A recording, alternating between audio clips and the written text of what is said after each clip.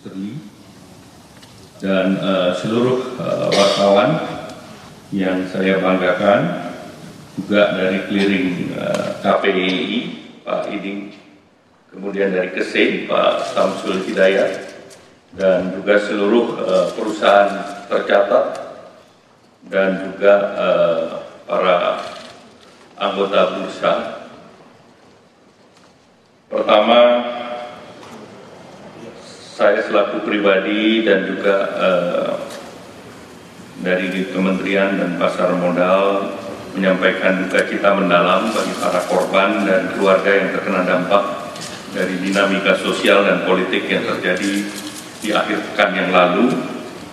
Dan secara khusus kami ucapkan bela sungkawa dan yang sedalam-dalamnya untuk keluarga almarhum yang tercatat sejauh ini, almarhum Afan Kurniawan dari Ojek Online Jakarta, kemudian Ibu Sarinawati, pegawai DPRD Makassar, Pak Saiful Akbar, pegawai DPRD Makassar, Pak Muhammad Akbar Basri, pegawai DPRD Makassar, Pak Budi Haryadi, Satpol PP Kota Makassar, Saudara Rusdam Diansah dari Makassar, Saudara Sumari dari almarhum dari Surakarta, almarhum Resa Sendi Pratama dari Yogyakarta.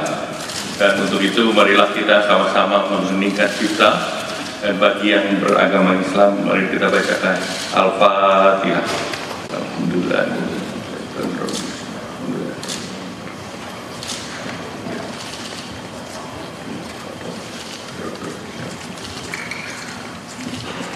Amin.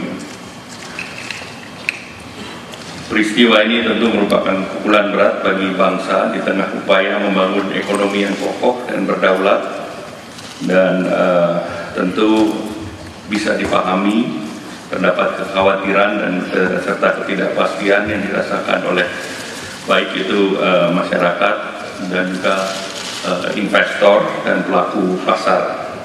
Namun kita harap masyarakat untuk menjaga suasana. Untuk itu izinkan saya bersama dengan Kepala Eksekutif Pengawas Pasar Modal OJK Pak Inarno Jayadi dan Direktur Utama Bursa Efek Indonesia Pak Irman Rahman bahwa kita ingin menyampaikan hal-hal yang terkait dengan kondisi perekonomian dan bursa secara nasional. Dari segi fundamental ini menjadi penting karena tentu kita paham bahwa pasar modal ada dua hal penting selain fundamental maupun sentimental. Namun ingin ditegaskan bahwa secara fundamental Indonesia mempunyai ketahanan yang solid.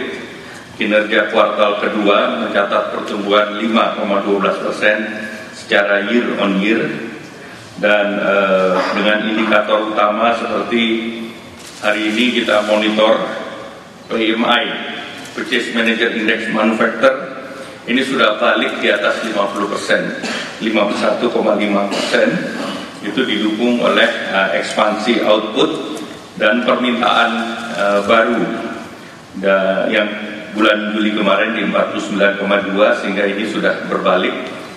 Dan IHSG kemarin juga momentumnya selama minggu kemarin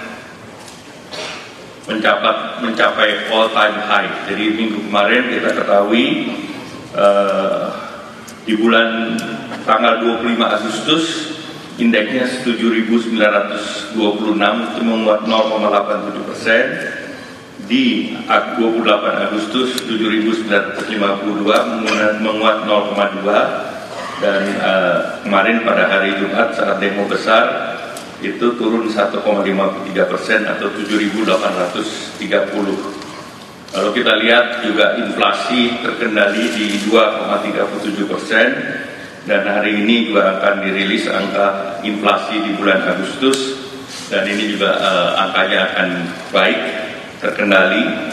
Kemudian nilai tukar juga relatif juga stabil di angka 16.490. Ini depresiasi terkait dengan sepanjang tahun sebesar 2,35%. Neraca perdagangan juga konsisten surplus dan hari ini juga akan keluar angka yang relatif baik. Kemudian konsumsi domestik masih kuat, mobilitas masyarakat tetap tinggi, kenaikan belanja retail baik offline maupun online naik, dan pemerintah terus mendorong stimulus untuk daya beli terutama menjelang nanti Natal dan Tahun Baru. Dan di bulan Agustus ini program diskon 17% di perusahaan-perusahaan retail ini juga berjalan dan menjadi event yang meningkatkan perdagangan. Dari segi investasi kita lihat import barang modal tumbuh kuat di 32,5% di kuartal kedua. Industri positif tadi sejalan dengan PMI adalah tumbuh secara year on year di kuartal kedua 5,08%, artinya ekspansi potensial di kuartal ketiga. Kemudian terjadi perputaran uang dan transaksi di berbagai provinsi menunjukkan tingginya tingkat pertumbuhan dan aktivitas ekonomi secara spasial.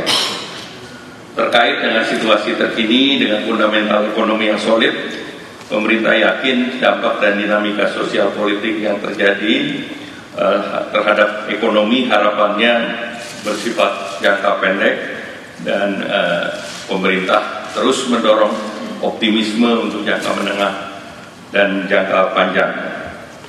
Untuk mencapai target pertumbuhan 5-5,2%, pemerintah terus menyiapkan strategi ke depan, di mana semester kedua ini kenaikan investasi diharapkan bisa mencapai di atas 900 triliun.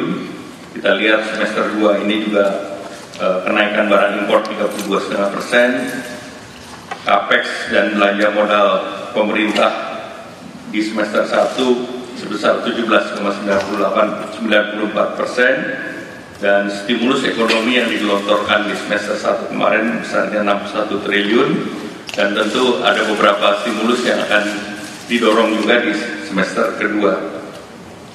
Realisasi belanja diharapkan di semester ketiga ini bisa mencapai 25% atau angkanya 694, dan harapannya ini juga menjadi salah satu pendorong pertumbuhan. Nah, program untuk mendorong daya beli dan konsumsi antara lain kredit investasi padat karya, terutama untuk revitalisasi mesin-mesin produksi. Industrinya adalah tekstil, produk tekstil, industri furniture, industri makanan minuman. Kemudian ada stimulus untuk perumahan, yaitu FLPP dari 20.000 menjadi 350.000. PPN ditanggung pemerintah sampai 100% sampai semester kedua. Dan kemudian ada bantuan stimulan perumahan swadaya menyasar 41.000 rumah. Kemudian program BPJS tenaga kerja terutama untuk para pekerja atau kaum buruh. Kemudian juga ada kredit usaha rakyat khusus untuk sektor perumahan, di mana kredit itu juga akan mendorong sekitar pembangunan 450.000 rumah, besarnya di atas 130 triliun. Nah, kemudian stimulus pariwisata akan diberlakukan seperti Nataru kemarin, nanti akan segera juga diumumkan. Kemudian akselerasi program makan bergizi gratis, tentu dengan target penerima yang terus ditingkatkan, dan targetnya di bulan November ada 25.000 SPPG. Nah, seluruh program ini dirancang untuk menggerakkan perekonomian di masyarakat atau di rakyat secara langsung sambil menjaga konsumsi domestik. Terkait dengan ketenagakerjaan yang menjadi perhatian di pasar, Dewan Kesejahteraan Buruh dan juga Satgas Pencegahan PHK telah dibentuk, dan ini sudah disiapkan, dan tentunya berharap bahwa dengan telah terbentuknya Satgas ini, kesejahteraan para pekerja dan kesempatan kerja akan juga terus didorong dan dibuka selebar-lebarnya. Bapak Presiden kemarin, Bapak Presiden Prabowo telah memberikan arahan yang jelas dan menenangkan, dan beliau menyampaikan bahwa pemerintah bertekad untuk selalu memperjuangkan kepentingan rakyat, termasuk rakyat yang paling kecil, paling tertinggal. Bapak Presiden juga memberikan arah pentingnya persatuan dan kesatuan untuk menjaga kita, mengajak kita bersama menjaga persatuan nasional dan untuk tidak mudah diadu domba. Pertumbuhan ekonomi kita masih berada dalam jalur yang positif. Harapan kami para emiten, para anggota bursa, para investor memahami tentunya apa yang hari ini terjadi terkait dengan aspirasi itu dijamin dalam negara demokrasi, dan tentunya kita berharap bahwa aspirasi ini dapat dijalankan dengan metode yang baik. Pemerintah terus berkomunikasi aktif dengan para issuer atau emiten atau anggota dan juga anggota bursa dan para investor untuk memastikan bahwa rencana investasi tidak terganggu, dan diharapkan seluruh kegiatan bisa berjalan sesuai jadwal, dan pemerintah komit untuk responsif terhadap apa yang berkembang dan aspirasi masyarakat melalui jalur yang konstruktif. Dan ini menunjukkan pemerintah menjaga stabilitas dan juga selalu menghormati aspirasi yang timbul dari berbagai kelompok masyarakat. Kami mendorong dan mengimbau para pengusaha untuk tetap tenang dan optimis, dan kami tentu seluruhnya mempunyai tanggung jawab moral kepada bangsa ini untuk mempertahankan roda perekonomian agar penciptaan lapangan kerja dan mereka yang bekerja tetap terjaga, dan lapangan kerja dan kesejahteraan masyarakat tentunya itu menjadi perhatian utama dari pemerintah.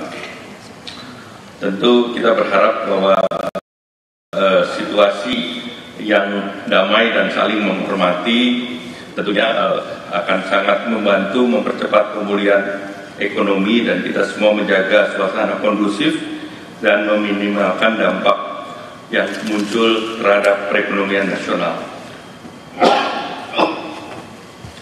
Untuk pelaku pasar modal, saya ingin menegaskan bahwa pemerintah mempunyai kapasitas dan komitmen untuk menjaga stabilitas ekonomi. Cadangan devisa hari ini per bulan Juli relatif baik di angka 152 miliar, sehingga kegiatan import ekspor relatif terjaga.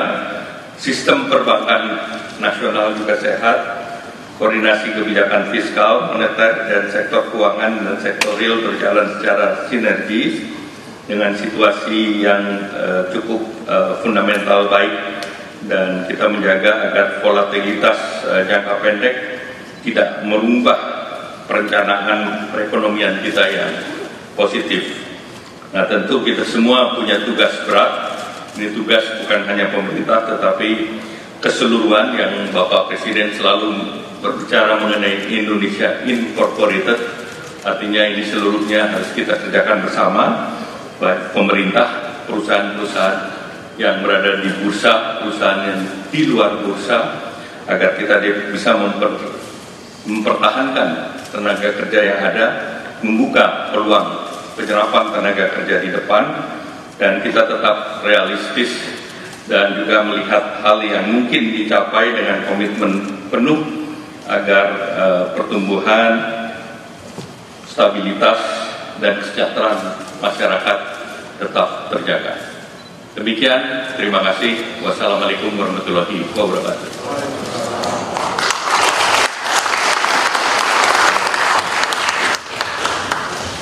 Baik, terima kasih, dan terima kasih tidak ada tanya jawab. Dengan demikian telah selesai rangkaian acara pada hari ini. Terima kasih atas partisipasi Bapak Ibu serta. Saudara, baru saja Anda mendengarkan konferensi pers stabilitas pasar modal Indonesia bersama Menko Perekonomian Erlangga Hartarto, di mana dalam konferensi pers yang disampaikan Menko Erlangga memberikan analisis ekonomi di tengah situasi yang terjadi saat ini. Dalam penyampaiannya bahwa Menko Erlangga memastikan pertumbuhan ekonomi masih dalam jalur positif di mana dengan inflasi yang masih terjaga di angka 2,37%. Selain itu juga saudara, beberapa hal yang terjadi belakangan ini pun juga diharapkan tidak akan berpengaruh terhadap semester 3 nanti, di mana dalam semester 3 nanti akan diusahakan oleh pemerintah dengan berbagai program dan juga stimulus untuk mencapai kenaikan investasi yang diharapkan sampai 900 triliun rupiah. Ada beberapa program yang tetap terus dilaksanakan, stimulus untuk mendorong pergerakan ekonomi. Di antaranya seperti yang disampaikan oleh Menko Erlangga tadi, ada investasi padat karya, belum lagi juga ada stimulus perumahan, selain itu juga ada kredit usaha rakyat, stimulus pariwisata, dan juga akselerasi makan bergizi gratis. Di akhir dari apa yang disampaikan oleh Menko Erlangga, bahwa apa yang disampaikan atau yang dititipkan oleh Presiden Prabowo ingin agar pemerintah selalu memperjuangkan kepentingan rakyat dan juga pentingnya persatuan dan kesatuan dalam menjaga persatuan nasional.